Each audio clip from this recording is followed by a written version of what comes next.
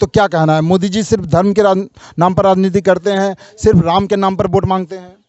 मोदी जी सिर्फ जो है ना तोड़ना जानते हैं, किस तरह युवा को तोड़ना है, किस तरह किसान को तोड़ना है।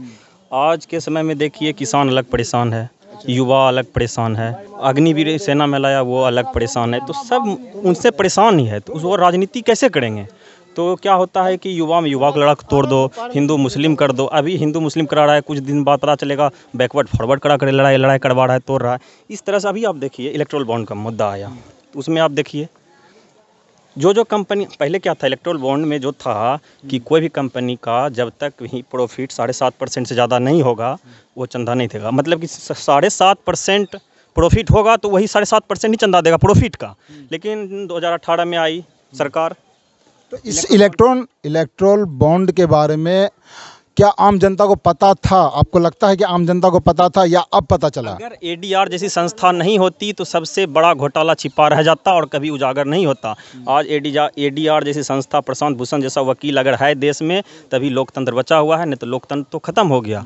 अगर ये सबसे बड़ा घोटाला है, इलेक्ट्रोल बॉन्ड सबसे बड़ा घोटाला है देश का। अच्छा, तो क्या लगता है कि इलेक्ट्रोल बॉन्ड कैंसिल होना चाहिए या फिर चलते रहना चाहिए? इलेक्ट्रोल बॉन्ड को तो सुप्रीम कोर्ट और संवैधानिक करार दे दिया, वो तो कैंसिल हो गया। अब वो कहाँ से चलेगा? उसको तो सुप्रीम कोर्ट माननीय चीफ जस्टिस जो है चंद्रचूड़ जी, वो सीधा बोल दिए कि ये देश का सबसे, ये मतलब कि कानून मतलब लोकतंत्र के साथ खिलवाड़ था और इलेक्ट्रोल बॉन्ड को वो बंद किया, वो संवैधानिक करार दिया कि संविधान के साथ खिलवाड़ हुआ है। तो अब किसी भी कंपनी के द्वारा भविष्य में किसी भी रूप से चंदा दिया जाएगा या नहीं, क्या करार दिया गया? नहीं, उसके लिए फिर से कानून जो होगा सुप्रीम कोर्ट के दिशा निर्देश में अगर जो बनेगा, जिससे कि देखिए टैक्स पेयर का पैसा जाता है, हम अगर चिप्स भी खरीदते हैं या कुछ भी खरीदते हैं तो उसका जीएसटी देते हैं और जीएसटी से ही कंपनी को प्रॉफिट होता है। और कंपनी को जब प्रॉफिट होता है तभी तो वो सरकार को चंदा देती है, तो वो मेरा पैसा है ना। अगर आप कोई भी पार्टी को, राजनीतिक पार्टी को, चाहे कांग्रेस हो बीजेपी को चंदा दे रहे हैं, लेकिन उसका नेट प्रॉफिट क्या है नहीं है, अगर किसी को दे रहे हैं और किस लिए दे रहे हैं वो तो हमको भी जानने का अधिकार नहीं है ना, है ना।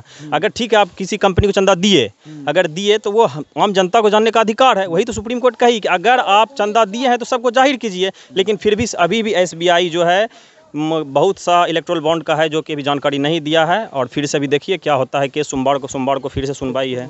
अच्छा, ये बताइए, इलेक्ट्रोल बॉन्ड में कंपनी जो है हजारों करोड़ों का जो है चंदा देती है, और वो चंदा जो है कंपनी कहाँ से पेयर करती है अपने आप को? क्या लगता है आपको? हम बता रहे हैं, अभी जो एक नेट गेमिंग करके संस्था है, कंपनी है तमिलनाडु का, उसका नेट प्रॉफिट जहाँ तक हमको पता है, हो सकता है गलत भी हो, 500 करोड़ का मतलब उस कंपनी का बजट है। और वो कंपनी कम से कम 13,500 करोड़ का चंदा दिया। कहाँ से दिया, क्या आया, किसको कौन चंदा दे रहा है, वो पैसा कहाँ से लाई कंपनी? आखिर ये तो सवाल अभी बीजेपी से करना चाहिए। तो ये कंपनी जो अपना पैसा जो 13,500 करोड़ जो है चंदा दी है इलेक्ट्रोल बॉन्ड के द्वारा, तो ये कंपनी बाद में कहाँ से जो है अपने खाते में पैसा दिया और बीजेपी उसको फंड दिया। अच्छा, बात तो यहाँ यह है ना, तुम मुझे चंदा दो हम तुम्हें धंधा दें। तो इसके बीच में जो है कौन लुटा रहा है, आपको क्या लगता है? बीजेपी लूट रही है देश को लूट हाँ, क्या बोले सर? इसमें लुटा रहा है जनता, ओनली फॉर जनता। हर चीज़ महंगाई हो किसी प्रकार की होती है तो देश में जनता ही लुटाता है। अच्छा, हमारा देश जो है दुनिया में सबसे बड़ा लोकतंत्र देश है और हर व्यक्ति को बोलने का यह अधिकार भी है। तो 2024 के लोकसभा चुनाव में आप किससे सपोर्ट करते हैं? जो युवा को सुनेगा, जो किसान को सुनेगा, जो बेरोजगार की बात करेगा। मन की बात मत कीजिए, बेरोजगार की बात कीजिए, किसान की बात कीजिए। बेरोजगार जो युवा है, अग्निवीर जैसे योजना को आप लाए, उसको ख़त्म कीजिए। जो ये सुनेगा, जो पार्टी ये सुनेगी, उसको सपोर्ट करेंगे। तो क्या लगता है कि कौन, आपके अनुसार कौन होना चाहिए?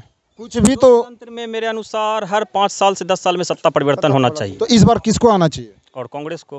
कांग्रेस को। तो कंपटीशन नहीं कीजिएगा, सत्ता परिवर्तन नहीं कीजिएगा, तब तक वो एक पार्टी, एक देश, एक पार्टी नहीं होना चाहिए। सत्ता, लोकतंत्र का मतलब है अगर आपके काम से संतुष्ट नहीं है तो सत्ता परिवर्तन हो।